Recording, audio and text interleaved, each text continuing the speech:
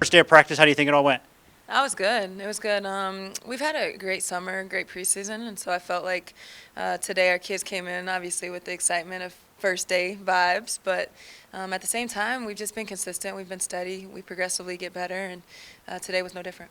Entering year 4, do you feel like you finally really have your install in? I mean, I know it's been the last couple of years. It's just been nuts with COVID and all of that. Do you really feel like your install's kind of in at this point? Let's not talk too soon, right? Like I hope so. Yeah, I think so. I mean, I think from a cultural standpoint of our upperclassmen know what to expect. They know what pace looks like. They know what talks looks like and or sounds like. And so I think our gym is pretty consistent.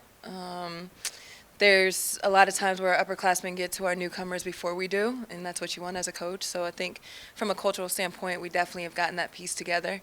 We've changed a ton as far as schemes, and so just with the talent level that we have now, and we're able to do a lot of different things as far as our versatility goes. The schemes definitely look different, but the culture's good. Can you change your practice schedule up a little bit when there's just some more people on the court that really know what's going on, that maybe you can get more accomplished, things like that? Yeah, I mean, there's always every year is so different. You know, with this team, we have a pretty high IQ overall as a team.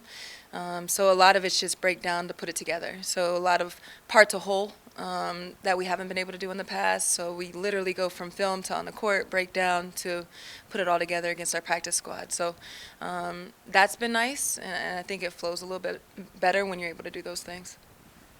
Is it strange to think like, wow, like in a little over a month, like we're gonna get going here? It's one day at a time. Come on, Dave. You know me by now, right? I'm 1 hour at a time at this point.